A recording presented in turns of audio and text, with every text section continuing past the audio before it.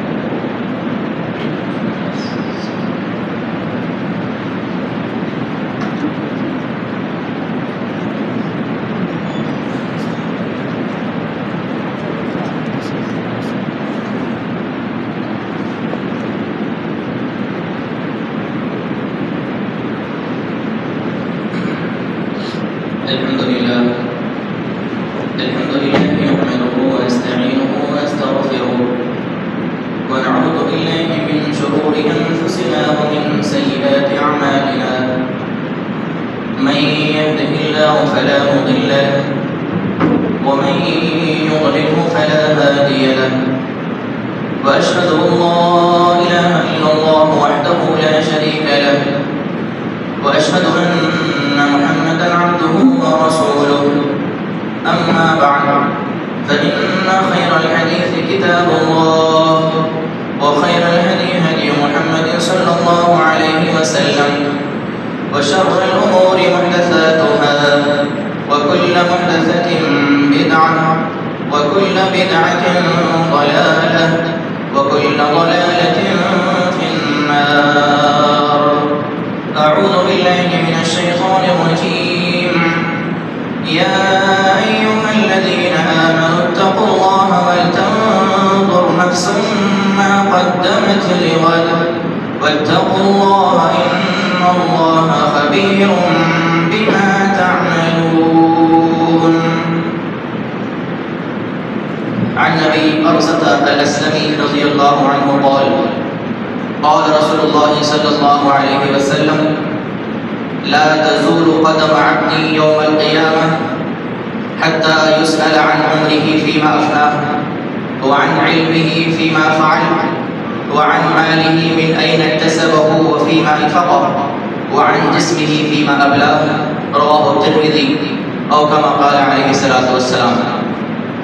ہر قسم کی تعریف، حمد و ثنا، بڑائی، کبریائی، پاکیزگی، بزرگی اور برتری اس اللہ رب العالمین احکم الحاکمین کے لیے لائق، زیبا و سزاوار ہے، جو زمین و آسمان کا پیدا کرنے والا ہے، جس کے ہاتھ میں ساری کائنات کی اور کائنات کے علاوہ جتنی مخلوقات ہے ان تمام کی باغ دوڑ ہے. وہ اکیلا ہے، نہ اس کی ذات میں کوئی شریک ہے، نہ اس کا کوئی مشیر ہے، نہ اس کا کوئی وزیر ہے. سبحان ما تم شانہ، سبحان اللہ و بحمدہ، سبحان اللہ العظیم. درود و سلام کا حضور ہو تمام انبیاء کرام علیہ السلام پر، جنہیں اللہ رب العالمین نے انسانوں کی رشد و ہدایت کے لیے اپنے اپنے قبیلوں، خاندانوں، قوموں، بستیوں اور علاقوں میں روانہ کیا. اور جنہوں نے اللہ رب العالمین کی دعوت کو، اس کے پیغام کو لوگوں تک پہنچایا، خصوصاً میرے اور آپ کے آخری نبی احمد مصطفیٰ محبوب کبریا پیغمبر رب العرش والسماء امام الحرمین امام القبلتین محمد الرسول اللہ صلی اللہ تعالی علیہ وعلی آلہ واصحابہ وبارک وسلم پر، کہ جنہیں اللہ رب العالمین نے خاتم النبیین بنا کر اس دنیا کے اندر بھیجا، اور جن کی تعلیمات، جن کے ذریعے عطا کیا ہوا دین، اور جن کے ذریعے لوگوں کے سامنے بھیجا ہوا رب کا پیغام یقیناً تمام کے لیے ہدایت کا ذریعہ ہے اور مشعل راہ ہے۔ اللهم صل على محمد وعلى آل محمد كما صليت على إبراهيم وعلى آل إبراهيم إنك حميد مجيد اللهم بارك على محمد وعلى آل محمد كما باركت على إبراهيم وعلى آل إبراهيم إنك حميد مجيد۔ عزیزان محترم، بزرگوں، نوجوان ساتھیوں اور اسلامی ماں اور بہنوں، میں نے آج مختصر طور پر حمد و ثنا آپ حضرات کے سامنے پیش کی، اس لیے کہ میرا آج کا جو موضوع ہے وہ بہت ہی زیادہ اہم ہے، اور میں نے آج کے موضوع کو جس مناسبت کے لیے انتخاب کیا وہ ماہ رمضان کی مناسبت ہے۔ ماہ رمضان کے آنے سے پہلے اگر ہم اس موضوع کو سمجھ جائیں اور اس موضوع کو سمجھتے ہوئے اپنی زندگیوں میں تبدیلیاں پیدا کریں تو انشاءاللہ آنے والا ماہ ہمارے لیے خیر اور برکت کا باعث ہوگا۔ میرے آج کے خطبہ جمعہ کا موضوع ہے محاسبہ نفس۔ محاسبہ کہتے ہیں احتساب کو، جائزہ لینے کو۔ ہر انسان اس بات کو جانتا ہے کہ دنیاوی معاملات کے اندر ہر کوئی اپنے اپنے کاموں کا جائزہ لیتا ہے۔ کوئی کاروباری آدمی ہے، وہ اپنے کاروبار کا جائزہ حساب و کتاب لیتا ہے کہ میں نے اس ماہ میں اتنے پیسوں کا مال لایا، اتنے پیسے میرے خرچ ہوئے، اتنا مجھے منافع حاصل ہوا۔ کھیتی باڑی کرنے والے کسان ہیں، وہ بھی اپنے کھیت کے اعتبار سے محاسبہ کرتے ہیں۔ الغرض مثالیں بہت ساری ہیں۔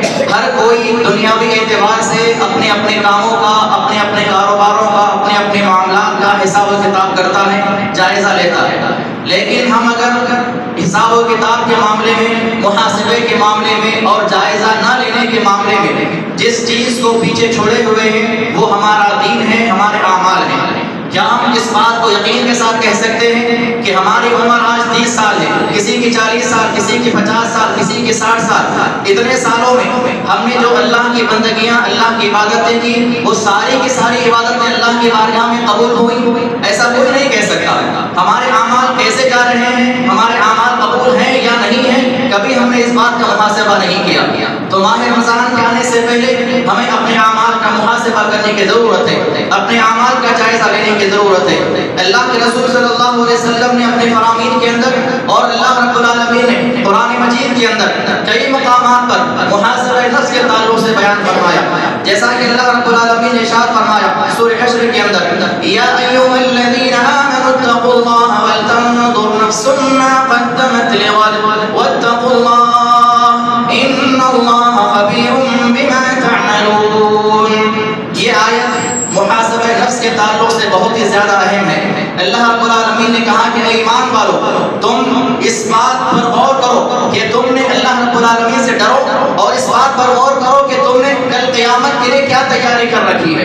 وَلْتَنْظُرْ نَفْسٌ مَا قَدَّمَتْ لِغَدٍ، کل آنے والے قیامت کے میدان میں تمہیں اللہ کے سامنے کھڑا ہونا ہے، رب العالمین کے سامنے کھڑا ہونا ہے، جہاں پر نہ کسی کی حکومت چلنے والی ہے، نہ وہاں پر کسی کی شہنشاہی کام آنے والی ہے، نہ وہاں پر کسی کی سفارش کام آنے والی ہے۔ اس رب کے سامنے تمہیں کھڑا ہونا ہے، تو تم نے اللہ کے سامنے کھڑا ہونے کے لیے کیا تیاری کر رکھی ہے؟ اسی کا نام محاسبہ ہے، اسی کا نام جائزہ ہے۔ واتقوا اللہ، اللہ سے ڈرتے رہو، ان اللہ خبیر بما تعملون، اللہ رب العالمین تمہارے اعمال سے واقف اور باخبر ہے۔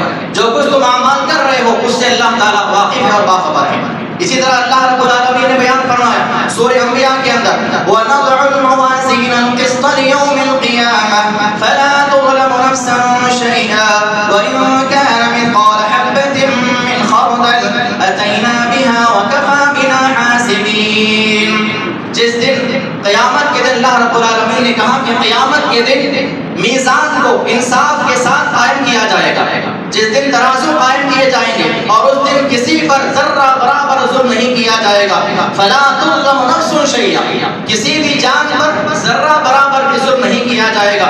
یہاں پر قابل غور بات یہ ہے کہ اللہ رب العالمین نے یہاں پر نفس کہا، فلا تظلم کسی بھی جان پر، اس میں انسان بھی آ گئے، جنات بھی آ گئے، چرندے پرندے درندے تمام چیزیں اس کے اندر شامل ہیں۔ جیسا کہ ہمیں صحیح حدیث سے بات معلوم ہوتی ہے کہ اگر دنیا میں کسی سینگ والے جانور نے بغیر سینگ والے جانور کو مارا ہوگا، اس پہ ظلم کیا ہوگا، تو اللہ تعالیٰ قیامت کے دن دونوں کو وہاں پر پیدا فرمائے گا۔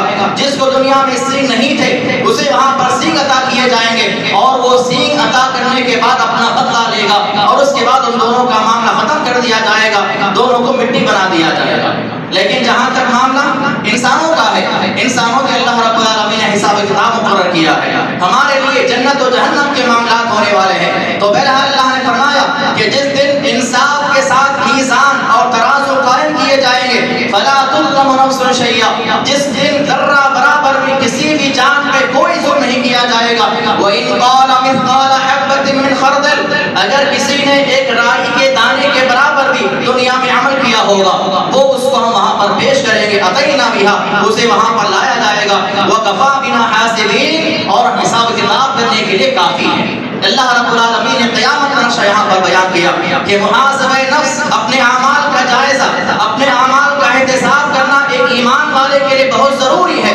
اور اسی طرح اللہ رب العالمین نے فرمایا سورہ مجادلہ کے اندر، یوم یبعثهم اللہ جميعا فینبئهم بما عملوا احصاہ اللہ ونسوہ واللہ علی کل شیء شہید۔ جس دن تمام لوگوں کو کھڑا کیا جائے گا، اٹھایا جائے گا، جمع کیا جائے گا، فَيُنَبِّئُهُم بِمَا عَمِلُوا، ان لوگوں کو بتایا جائے گا کہ دنیا میں تم نے کیا عمل کیا تھا۔ احصاہ اللہ ونسوہ، اللہ رب العالمین نے ہمارے اعمال کو گن گن کے رکھا ہے۔ احصاہ اللہ، اللہ نے فرمایا کہ تمہارے اعمال ہمارے پاس گنے ہوئے ہیں، ایک ایک عمل کا حساب کتاب دینا ہوگا۔ ونسوہ، ہم دنیا میں اس کو بھول گئے۔ کتنے ایسے لوگ ہیں جن کی عمریں 50 سال ہے، 60 سال ہے، 40 سال ہے، اتنے سالوں میں ہم نے کتنے گناہ کیے، کتنے نیک اعمال کیے، ہمیں خود یاد نہیں ہے۔ اللہ نے کیا فرمایا؟ نسوہ، ہم نے اس کو بھلا دیا ہے، لیکن اللہ رب العالمین کے پاس وہ ساری چیزیں نوٹ کی ہوئی ہے اور وہاں پر لکھی ہوئی ہے۔ واللہ علی کل شیء شہید، اور اللہ رب العالمین جو ہے تمام چیزوں پر گواہ ہے۔ اسی طرح ہم سورہ زلزال پڑھتے ہیں، اللہ رب العالمین نے کیا فرمایا؟ فَمَن يَعْمَلْ مِثْقَالَ ذَرَّةٍ خَيْرًا يَرَهُ وَمَن يَعْمَلْ مِثْقَالَ ذَرَّةٍ شَرًّا يَرَهُ۔ اوپر کی آیت میں تو اللہ رب العالمین نے رائی کہا تھا، یہاں پہ کیا فرمایا؟ جو ذرہ برابر بھی برائی کا عمل لائے گا اسے وہاں پر پائے گا، جو ذرہ برابر اچھائی کا عمل لائے گا اسے وہاں پر پائے گا۔ اور ذرہ کسے کہتے ہیں؟ میرے ہاتھ ابھی صاف ہے، میں نے دیوار پہ ہاتھ لگایا، میرے ہاتھ میں ذرات لگے ہیں، لیکن مجھے خود نظر نہیں آ رہے ہیں وہ ذرات، جسے مائکروسکوپ کے علاوہ کسی اور چیز سے نہیں دیکھا جا سکتا، اس کو ذرہ کہا جاتا ہے۔ ہمارے پاس تو اتنا بھی ذرہ ہوتا ہے، اتنا بھی ذرہ ہوتا ہے، لیکن اللہ رب العالمین نے جو فرمایا فَمَن يَعْمَلْ مِثْقَالَ ذَرَّةٍ، ایک معمولی ذرے کے برابر بھی اگر کسی نے غلط کام کیا ہوگا اس کو وہاں پر پائے گا، اور کسی نے ایک ذرے کے برابر برا عمل کیا ہوگا تو اس کو بھی وہاں پر پائے گا۔ تو ماہ رمضان کی مناسبت سے جو میرا آج کا پیغام ہے وہ یہی ہے کہ اپنے اعمال کا محاسبہ کریں، اپنے اعمال کا جائزہ لیں کہ ہمارے اعمال میں اب تک کتنے نیکیاں ہیں، کتنے گناہ پائے جاتے ہیں، ہم نے کون سے گناہ کیے ہیں، گناہ صغیرہ ہے، گناہ کبیرہ ہے، کون سے گناہ ہمارے اعمال کے اندر موجود ہیں، ان اعمال کا محاسبہ کیا جائے اور ان اعمال کا احتساب کیا جائے۔ اور ماہ رمضان کا پیغام کیا ہے؟ اللہ کے رسول صلی اللہ علیہ وسلم نے اپنے فرامین نے کیا فرمایا؟ من صام رمضان ایمانا واحتسابا غفر له ما تقدم من ذنبه۔ اللہ کے رسول صلی اللہ علیہ وسلم کے الفاظ صاف ہیں، بڑے واضح طور پر آپ نے فرمایا کہ جس نے رمضان کا روزہ رکھا ایمان کے ساتھ، ایمان کا ہونا لازمی ہے، ایمان کے بغیر کوئی عمل قبول نہیں ہے، ایمان عقیدہ توحید کا پایا جانا بہت ضروری اور لازم ہے۔ اسی لیے فرمایا کہ من صام رمضان، جس نے رمضان کا روزہ رکھا ایمان کے ساتھ، وہ احتسابا، اور اپنے اعمال کا جائزہ لیتا ہوا، گزشتہ اعمال کا جائزہ لیتا ہوا، اپنے اعمال کا حساب و کتاب کرتا ہوا، محاسبہ نفس کرتا ہوا، جس نے رمضان کا روزہ رکھا اس کے اللہ تعالیٰ پچھلے تمام گناہوں کو معاف فرما دیتا ہے۔ تو ماہ رمضان کا پیغام بھی احتساب ہے، ماہ رمضان کا پیغام بھی محاسبہ نفس ہے کہ اپنے اعمال کا محاسبہ کریں۔ ماہ رمضان میں اس کا جو خاص عمل ہے، ایک تو روزہ ہے، دوسرا جو خاص عمل ہے قیام اللیل کا اہتمام ہے، تراویح کا اہتمام ہے۔ اس سلسلے میں اللہ کے رسول صلی اللہ علیہ وسلم نے بیان فرمایا کہ من قام رمضان ایمانا واحتسابا، الفاظ پہ غور کریں، وہاں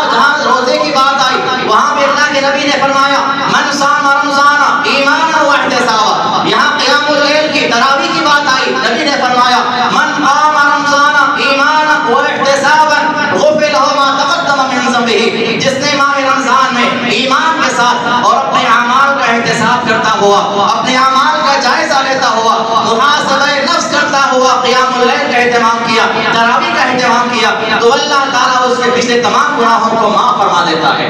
تو یہ ماہ رمضان خود ہمیں جو ہے اس بات کا درس دیتا ہے ہم اپنے اعمال کا محاسبہ کریں، ورنہ کہیں ہمارا رمضان بھی اس حدیث کے مصداق نہ ہو جائے جس میں اللہ کے رسول صلی اللہ علیہ وسلم بیان فرمایا رب صائم لیس له من صیامه الا الجوع، کتنے ایسے روزے دار ہوں گے جن کے نام اعمال میں سوائے بھوک کے کچھ بھی لکھا ہوا نہیں ہوگا، ورب قائم، اور کتنے ایسے قیام اللیل کرنے والے ہوں گے، کتنے ایسے لوگ نمازیں رات کی نمازیں پڑھنے والے ہوں گے لیس له من قیامه الا السحر، کہ جن کے نام اعمال میں قیام اللیل کی جگہ پر صرف بیداری لکھا ہوا ہوگا، کہ رات میں صرف جاگتا رہا، قیام کا کوئی ثواب ان کو نہیں دیا جائے گا، نماز کا ان کو کوئی ثواب نہیں دیا جائے گا، روزے کا ان کو کوئی ثواب نہیں دیا جائے گا، دن میں روزہ رکھے گا لیکن اللہ کی بارگاہ میں کیا لکھا ہوا ہوگا؟ بھوکا رہا، روزے کا کوئی اجر اس کو ثواب نہیں دیا جائے گا، بھوک لکھا ہوا ہوگا، اور راتوں میں قیام کرتا تھا، نمازوں کا اہتمام کرتا تھا، تراویح کا اہتمام کرتا رہا، لیکن بیداری کے علاوہ جو ہے کوئی اور چیز اس کے نام اعمال میں نہیں لکھی جائے گی۔ تو آنے والا مہینہ ہمارا ایسا نہ ہو جائے، اس بات کا محاسبہ کرنا ضروری ہے، اس چیز کا حساب و کتاب کرنا ضروری ہے، اور اس بات کا جائزہ لینا ضروری ہے کہ ماہ رمضان جو ہمارا آنے والا ہے ہمارے نام اعمال میں ایسا معاملہ نہ ہو کہ ایک طرف اللہ رب العالمین روزہ تو رکھا ہوا ہے لیکن بھوک اور پیاس نوٹ کر رہا ہے، قیام اللیل تو پڑھ رہے ہیں لیکن وہاں پر بیداری کے علاوہ کوئی اور لفظ وہاں پر لکھا ہوا نہیں ہے۔ محاسبہ نفس کن کن چیزوں میں ضروری ہے؟ سب سے پہلے محاسبہ نفس کے تعلق سے ہم اس بات پر غور کریں کہ ہمارے دلوں میں تکبر ہے، ہمارے دلوں میں کبر ہے، ہمارے دلوں میں جو فخر اور غرور ہے، اس سلسلے میں اپنے محاسبہ نفس کی ضرورت ہے، کیونکہ کبر تکبر اللہ رب العالمین کی شان ہے، اللہ کے علاوہ کسی اور ذات کو تکبر کرنے کی اجازت نہیں ہے۔ اگر ہمارے دلوں میں تکبر پایا جاتا ہے کسی بھی اعتبار سے ہو، ہمارے پاس صحت ہے، صحت کے معاملے میں تکبر کرتے ہیں، ہمارے پاس علم ہے، علم کے معاملے میں تکبر کرتے ہیں، ہمارے پاس اولاد کی قوت اور طاقت ہے، اولاد کے معاملے میں تکبر کرتے ہیں، ہمارے پاس مال و دولت ہے، اس سلسلے میں ہمارے ذہنوں میں تکبر آتا ہے، ہمارے پاس عہدہ اور منصب ہے، اس سلسلے میں اگر ہمارے دلوں میں تکبر آتا ہے تو کسی بھی طرح کا تکبر ایک انسان کو جہنم میں داخل کرنے کے لیے کافی ہے۔ اللہ کے رسول صلی اللہ علیہ وسلم نے فرمایا، حدیث قدسی اللہ تعالیٰ فرماتا ہے کہ تکبر میری چادر ہے، جو اسے کھینچنا چاہے گا، ومن نازعنی، جو مجھ سے وہ چیز چھیننا چاہے گا، فقذفته فی النار، اس کو میں جہنم میں داخل کر دوں گا۔ تو محاسبہ نفس کی ضرورت ہے تکبر کے معاملے میں، ہمارے دل پاک و صاف ہونے چاہیے، ہمارے دلوں میں کسی چیز کا تکبر نہیں ہونا چاہیے۔ ہم کیا ہے، ہمارا وجود کیا ہے، ساری چیزیں اللہ کی دی ہوئی ہے، ہم اگر سانس لے رہے ہیں وہ بھی اللہ کا دیا ہوا ہے، ہم پانی پی رہے ہیں وہ بھی اللہ کی نعمت ہے، اللہ نے ہم کو عطا فرمائی ہے، ہم کھانا کھاتے ہیں وہ رزق اللہ کا دیا ہوا ہے، ہم روئے زمین پر چلتے ہیں، یہ زمین کو ہموار کرنے والی ذات کون ہے، ہم آسمان کے تلے نیچے رہتے ہیں، اس آسمان کو بنانے والی ذات کون ہے، ساری نعمتوں کا دینے والا اللہ رب العالمین ہے۔ جب ہمارا کچھ ہے ہی نہیں تو پھر تکبر کس بات کا؟ ہمارے دلوں سے تکبر ختم ہو جانا چاہیے، نہ آپسی معاملات میں تکبر ہونا چاہیے، نہ کسی اور معاملے میں تکبر کا ہمیں اختیار کرنا چاہیے۔ اس کے علاوہ دوسرا جو معاملہ ہے محاسبہ نفس کے تعلق سے وہ غصہ ہے، ہمارے غصے پر ہمیں کنٹرول ہونا چاہیے۔ اللہ کے رسول صلی اللہ علیہ وسلم کے پاس ایک آدمی آتا ہے اور کہتا ہے کہ رسول اللہ مجھے نصیحت فرمائیے، آپ نے فرمایا کہ لا تغضب، غصہ مت کر۔ اس آدمی نے سمجھا کہ یہ بڑی معمولی بات آپ نے بیان فرما دی، اس نے دوبارہ سوال کیا نصیحت فرمائیے، آپ نے پھر فرمایا کہ لا تغضب، تیسری مرتبہ پر سوال کیا، آپ نے پھر وہی کہا لا تغضب۔ غصہ اگر ہم اس معاملے کو دور اندیشی کے ساتھ اگر اس بات پر غور کریں اور اس کے اندر جا کر دیکھیں تو تمام فسادات کی جو جڑ ہے وہ غصہ ہے، تمام خرابیوں کی جو جڑ ہے وہ غصہ ہے۔ آدمی غصے کے اندر جو ہے اتنا بے قابو ہو جاتا ہے کہ وہ یہ نہیں دیکھتا کہ یہ مقام کون سا ہے، یہ محلہ کون سا ہے، سامنے والا شخص کون سا ہے، بڑا ہے چھوٹا ہے، ماں باپ ہے، والدین ہیں، بڑے بزرگ ہیں، چھوٹے بچے ہیں، یہ کوئی چیز نظر نہیں آتی، غصے میں آدمی بے قابو ہو جاتا ہے۔ اور رسول نے کیا فرمایا کہ طاقتور وہ نہیں ہے جو کشتی میں جو ہے لوگوں کو پچھاڑ دے، بلکہ طاقتور آدمی وہ ہے جو اپنے غصے پر قابو پانے والا بن جائے۔ تو نفس کا محاسبے کے اندر یہ چیز ضروری ہے کہ ہمارے اعمال کے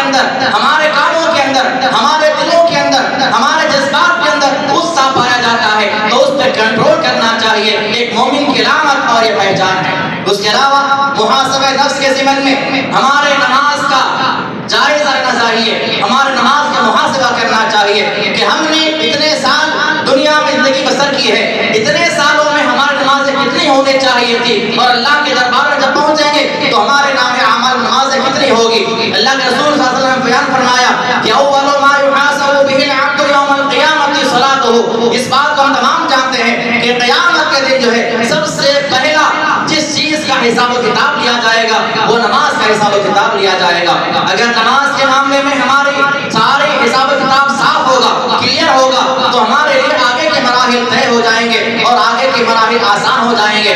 اگر نماز کے معاملے میں ہم اگر پیچھے رہ جائیں گے، نماز میں کوتاہی ہوگی، ہمارے نام اعمال میں نمازیں کم ہو جائیں گی، تو پھر آگے جانا بہت مشکل ہے، آگے کے مراحل بہت زیادہ کٹھن ہے اور آگے جانا بہت دشوار ہو جائے گا۔ تو نماز کا محاسبہ کریں، ہم 5 وقت کی نمازوں میں کتنی نمازیں پڑھتے ہیں، ہم نے آج کن کن لوگوں نے نماز فجر ادا کی ہے، اس بات کا محاسبہ کریں، اپنے اعتبار سے محاسبہ کریں، کسی دوسرے کا حساب کرنا نہیں ہے، اپنا محاسبہ کرنا ہے۔ آج ہمارے پاس معاملہ اس کا الٹا ہے، اگر ہم دوسروں کا محاسبہ کرنے کی بات کہیں تو سامنے والے کی ساری ڈیٹیل ہمارے پاس ہوگی، اس نے ایسا کیا، اس نے ایسا کیا، اس کے اعمال ایسے ہیں، یہ ایسا کرتا ہے، وہ یہ کھاتا ہے، وہ یہ پیتا ہے، دوسروں کا سارا حساب ہمارے پاس ہوگا۔ اگر حساب و کتاب نہیں ہوگا اپنا نہیں ہوگا۔ اور اللہ رب العالمین نے قرآن مجید کے اندر یہ نہیں فرمایا کہ تم لوگوں کا حساب کرو، بلکہ فرمایا یا ایھا الذین آمنوا قوا انفسکم واہلیکم نارا، اے ایمان والو اپنے آپ کو پہلے جہنم کی آگ سے بچاؤ، اس کے بعد گھر والوں کو بچاؤ، اس کے بعد دوسروں کی فکر میں لگ جاؤ۔ بہرحال محاسبہ اپنا ہونا چاہیے، دوسروں کا نہیں۔ یہ اس مہینے کے اندر، اس پورے مہینے میں، فروری کے مہینے میں اتنی نمازیں میری بنتی ہیں، ان تمام مہینوں میں میں نے کتنی نمازیں پڑھی ہے، اس بات کا محاسبہ کرنا ہے۔ اور عقل مند آدمی وہی ہے، حقیقت میں ایمان والا آدمی وہی ہے جو اپنے اعمال کا حساب کرتا ہے، اپنے اعمال کا محاسبہ کرتا ہے، اپنے اعمال کا جائزہ لیتا ہے۔ اس کے علاوہ روزہ، جو آنے والا مہینہ جس کا اہم ترین عمل روزہ ہے، اس روزے کو اس طرح سے رکھا جائے کہ اللہ کے بارگاہ میں اس کا اجر دیا جائے۔ اور روزے کا ثواب کیا ہے؟ اللہ کے رسول صلی اللہ علیہ وسلم نے بیان فرمایا، اللہ تعالیٰ فرماتا ہے کہ الصوم لی وانا اجزی بہ، روزہ میرے لیے ہے اور میں اس کا بدلہ دینے والا ہوں۔ تو یہ کب ہوگا؟ جب ہمارے روزے اس طریقے سے ہوں گے جیسا کہ اللہ اور رسول صلی اللہ علیہ وسلم نے روزہ رکھنے کا حکم دیا ہے۔ آپ نے کیا فرمایا؟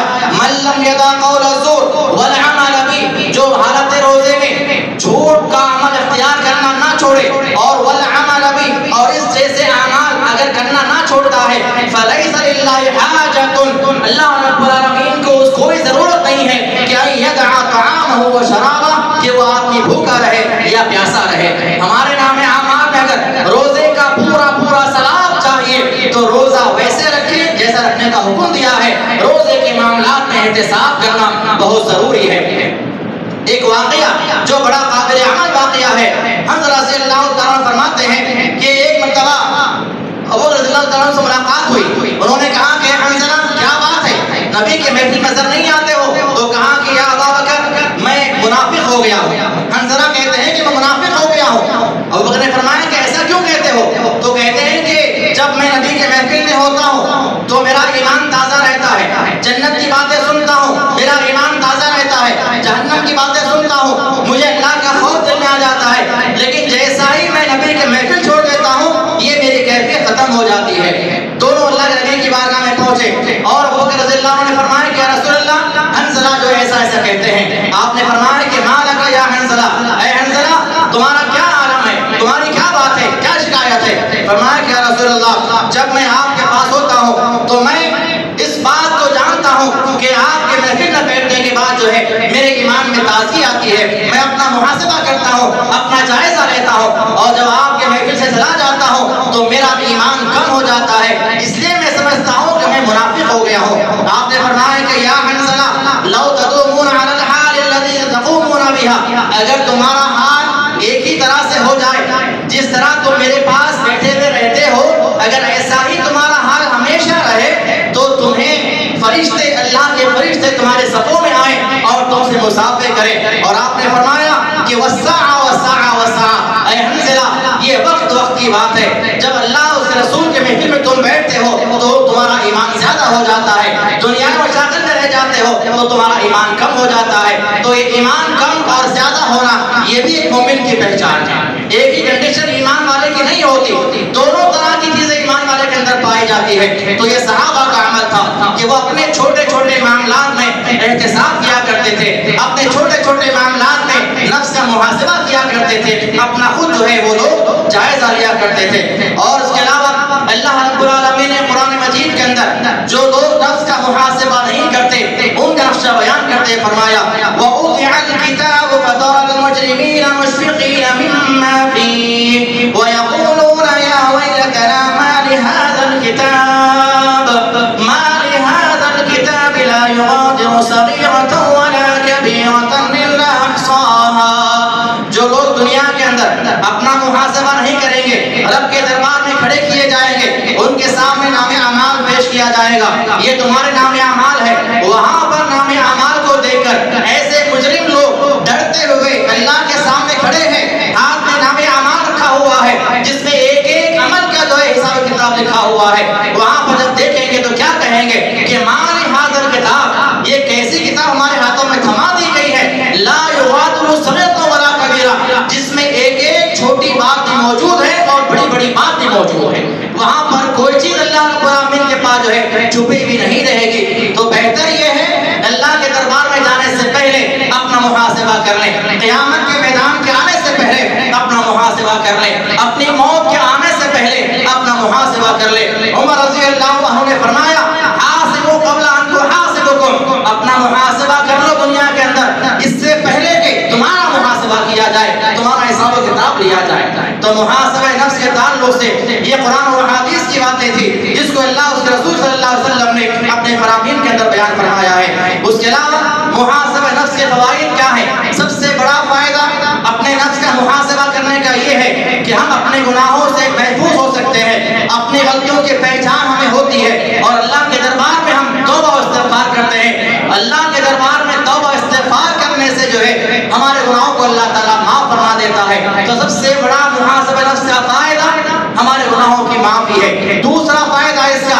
تقویٰ اور پرہیزگاری ہے۔ اپنے اعمال پر نگاہ رکھنے سے ہمارے دلوں میں تقویٰ پیدا ہوتا ہے، اپنے اعمال پر نگاہ رکھنے سے ہمارے اندر جو چیز کی کمی ہے ہم اس چیز کو دور کر سکتے ہیں اور اللہ کے ڈرنے والے، اللہ کے لیے خوف کھانے والے بن سکتے ہیں۔ تیسرا فائدہ نفس کے محاسبے سے یہ ہوتا ہے کہ ہمارے دل پاک و صاف ہو جاتے ہیں۔ جیسا کہ میں نے ذکر کیا تکبر سے ہمارا دل پاک و صاف ہو جاتا ہے، گھمنڈ سے ہمارا دل پاک و صاف ہو جاتا ہے، غصے سے ہمارا دل پاک و صاف ہو جاتا ہے، اور اسی طرح حسد سے، کینہ و کبر سے ہمارا دل پاک و صاف ہو جاتا ہے۔ تو نفس کا محاسبہ کرنے کا تیسرا فائدہ یہ ہے کہ ہمارا دل پاک و صاف ہو جاتا ہے۔ چوتھا فائدہ آخرت کی کامیابی ہے اور یہ سب سے بڑا فائدہ ہے۔ اللہ رب العالمین نے فرمایا فَمَنْ زُحْزِحَ عَنِ النَّارِ وَأُدْخِلَ الْجَنَّةَ فَقَدْ فَازَ، قیامت کے میدان میں جو آدمی جہنم سے بچا لیا جائے اور جنت میں داخل کر دیا جائے فقد فاز، تحقیق کہ وہ کامیاب ہو گیا۔ سب سے بڑی کامیابی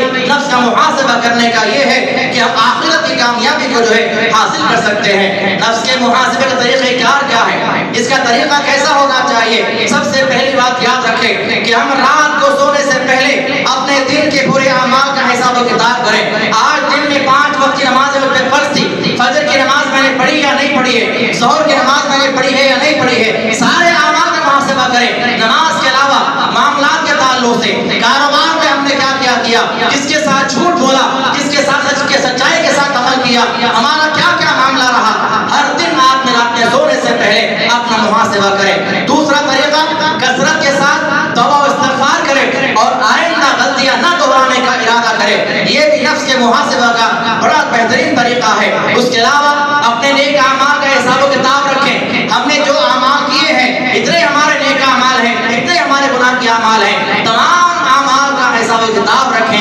اس کے علاوہ جو ہے گناہوں سے بچنے کی مکمل کوشش کرتے رہیں اور اللہ سے دعا کرتے رہیں۔ گناہوں سے بچنا ہمارے اختیار کی بات نہیں ہے۔ اللہ رب العالمین نے فرمایا سورہ یوسف کے اندر وَمَا أُبْرِئُ إِنَّ النَّفْسَ لَأَمَّارَةٌ بِالسُّوءِ إِلَّا مَا رَحِمَ رَبِّي، کہ نفس تو جو ہے آدمی کو برائی پر ابھارتا ہی ہے، لیکن وہ آدمی جس پہ اللہ رحم کرنے والا بن جائے وہ آدمی برائی برائیوں سے بچ جاتا ہے۔ تو برائیوں سے، گناہوں سے، نافرمانیوں سے بچنے کا سب سے بہترین طریقہ اللہ کے دربار میں دعا کرنا ہے۔ جو آدمی دعائیں کرتا ہے اللہ تعالیٰ اسے گناہوں سے محفوظ کر دیتا ہے۔ اس کے علاوہ چوتھا طریقہ یہ ہے کہ کسی عالم یا کسی نیک آدمی کی صحبت اختیار کرے تاکہ وہ ہماری غلطیوں کی اصلاح کرنے والا بن جائے۔ تو بہرحال محاسبہ نفس کے تعلق سے چند باتیں میں نے بیان کی تاکہ آنے والا مہینہ ماہ رمضان جو ہے ہمارے لیے خیر کے ساتھ پورا ہو جائے، ہمارے لیے برکتوں والا مہینہ ثابت ہو جائے۔ اس میں کی جانے والی عبادتیں اللہ کے دربار میں ہماری مکمل طور پر قابل قبول ہو جائے، ہمارا کوئی عمل ضائع نہ ہو، اس ماہ کی کوئی دعا ہماری ضائع نہ ہو، اس ماہ کا روزہ ہمارا ضائع نہ ہو، اس ماہ کا قیام اللیل ہمارا ضائع نہ ہو، اس ماہ میں کی جانے والی چھوٹی چھوٹی نیکی بڑی بڑی نیکی اللہ کے دربار میں قابل قبول ہو جائے۔ تو اس ماہ کے آنے سے پہلے اپنے اعمال کا حساب کرنا، نفس کا محاسبہ کرنا یہ بہت ضروری ہے۔ انشاءاللہ آئندہ خطبہ جمعہ کے اندر جو ہے ماہ رمضان کی فضائل، اس کے احکام اور مسائل کے تعلق سے گفتگو کی جائے گی۔ دعائیں کہ اللہ تعالیٰ جو کچھ بھی کہا گیا ہے کہنے والے کو، سننے والوں کو عمل کی توفیق عطا فرمائے۔ اے اللہ ہمیں اپنے اعمال کا محاسبہ کرنے والا بنا دے، اپنے نفس کا محاسبہ کرنے کی توفیق عطا فرما۔ ہمارے اعمال کے اندر جو کوتاہیاں ہیں، جو کمی اور خامیاں ہیں، اے اللہ تو اپنے مہربانی سے دور فرما دے، ہمارے اعمال کی اصلاح فرما دے۔ ہم میں جو مسلمان بیمار ہیں انہیں شفاء کاملہ عاجلہ مستمر عطا فرما۔ جو مسلمان قرضوں میں ڈوبے ہوئے ہیں اے اللہ ان تمام کے قرضوں کو ادا کرنے کے نظام پیدا فرما دے۔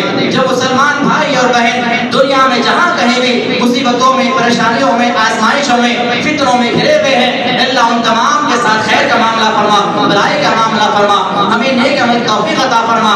ہمارے اندر پائے جانے والے چھوٹے چھوٹے گناہوں یا بڑے بڑے گناہوں اے اللہ تو گناہوں کا معاف کرنے والا ہے، تیرے علاوہ کوئی گناہ معاف نہیں کرنے والا ہے۔ اے اللہ تمام کے گناہوں کو معاف فرما دے، ہماری دنیا کی زندگی جو ہے بہتر بنا دے اور آخرت میں ہمارے لیے کامیابی عطا فرما۔ آمین واقول قولی ھذا استغفر اللہ ولکم وآخر دعوانا الحمد للہ رب العالمین۔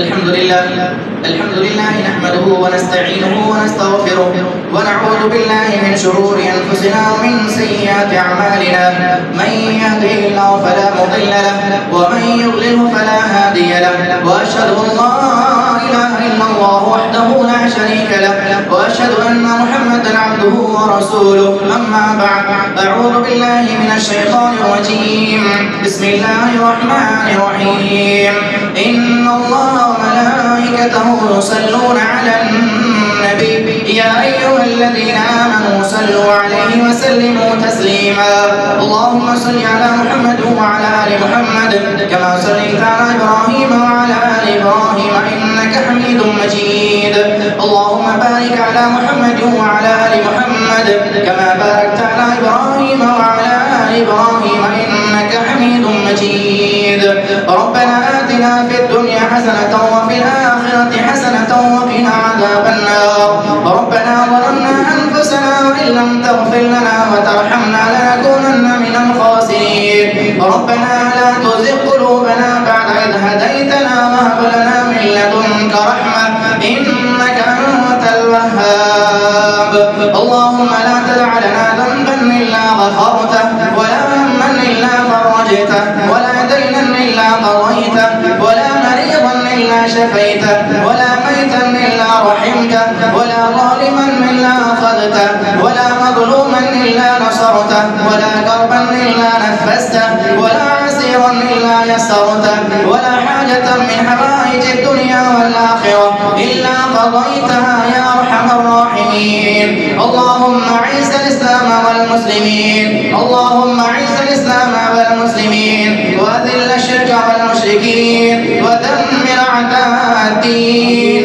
وهذا البلد آمنا مطمئنا وسائر بلاد المسلمين اللهم آمنا في أوطاننا اللهم آمنا في أوطاننا وأصلح أئمتنا وولاة أمورنا إن الله يأمر بالعدل والإحسان وإيتاء ذي القربى وينهى عن الفحشاء والمنكر والبغي يعظكم لعلكم تذكرون سبحان ربك رب العزة عما يصفون وسلام على المرسلين والحمد لله رب العالمين.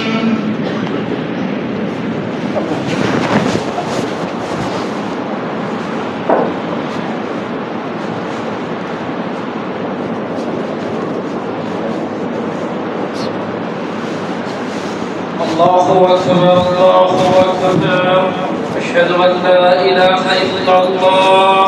أشهد أن محمدا رسول الله. حي على الصلاة حي على الفلاح. قد قامت الصلاة قد قامت الصلاة.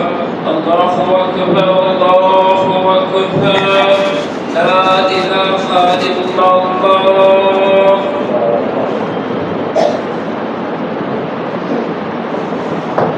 استووا اقیموا صفوفکم وتراصوا. صفیں درست رہیں. صفوں کی درستگی نماز کی تکمیل میں سے ہے. خواتین بھی اپنی صفیں درست کریں. اللہ اکبر.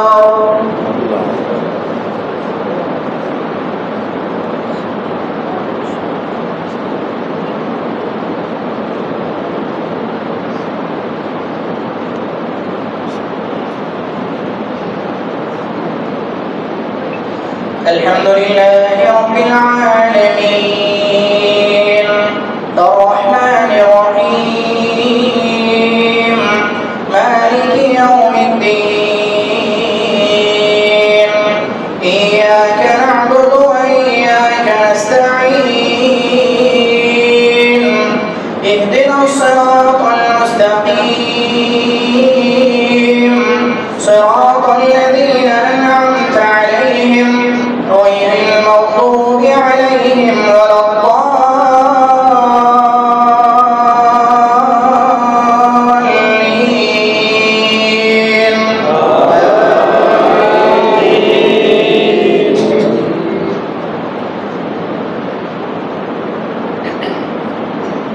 سبح اسم ربك الأعلى الذي خلق فسوى والذي قدر فهدى والذي أخرج المرعى فجعله غثاء نحوا سنقرئك فلا تنسى إلا ما شاء الله إنه يعلم الجهر وما يخفى ونيسرك لليسرى فذكر إن نفعت الذكرى سيذكر من يخشى ويتجنبها الأشقى الذي يصلى النار الكبرى ثم لا يموت فيها ولا يحيا قد أفلح من تزكى وذكر اسم ربه فصلى بل تؤثرون الحياة الدنيا والآخرة خير وأبقى إن هذا لفي الصحف الأولى صحف إبراهيم وموسى. الله أكبر.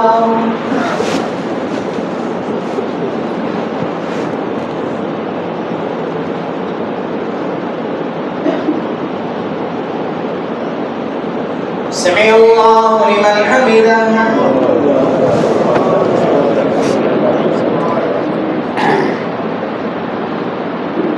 الله أكبر.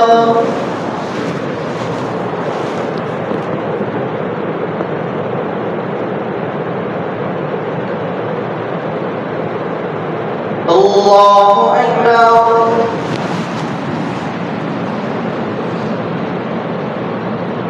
الله أكبر.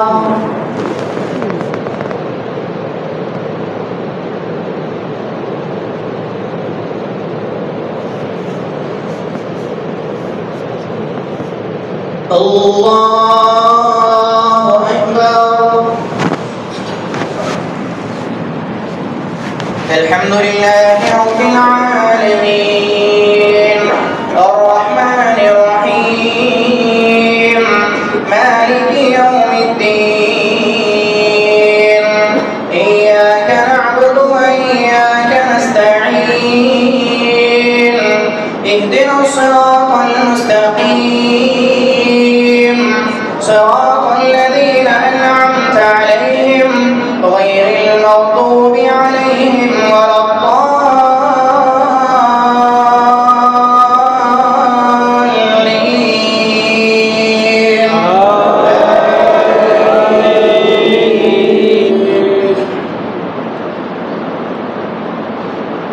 هل أتاك حديث الغاشية وجوه يومئذ خاشعة عاملة ناصبة تصلى نارا حامية تسقى من عين آنية ليس لهم طعام إلا من ضريع لا يسمن ولا يغني من جوع وجوه يومئذ لسعيها راضية في جنة عالية لا تسمع فيها لاغية فيها عين جارية فيها سرر مرفوعة وأكواب موضوعة ونمارق مصفوفة وزرابي مبثوثة أفلا ينظرون إلى الإبل كيف خلقت وإلى السماء كيف رفعت وإلى الجبال كيف نصبت وإلى الأرض كيف سطحت فذكر إنما أنت مذكر لست عليهم بمسيطر إلا من تولى وكفر فيعذبه الله العذاب الأكبر إن إلينا إيابهم ثم إن علينا حسابهم الله أكبر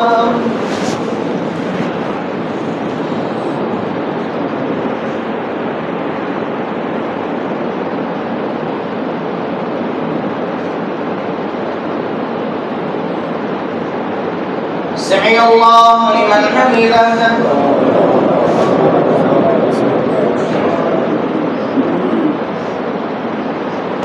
الله أكبر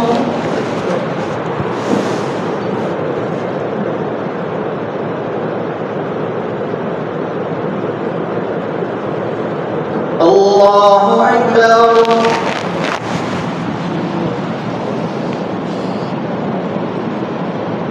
الله أكبر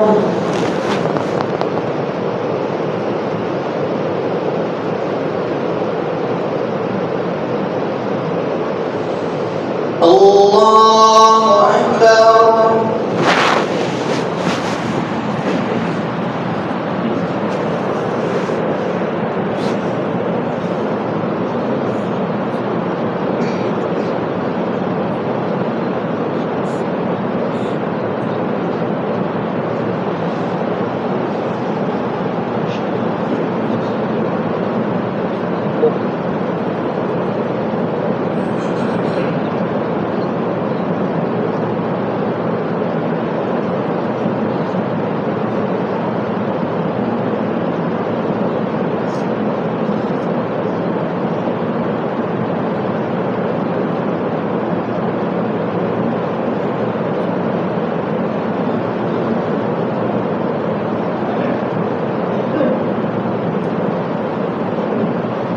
السلام عليكم ورحمة الله السلام عليكم ورحمة الله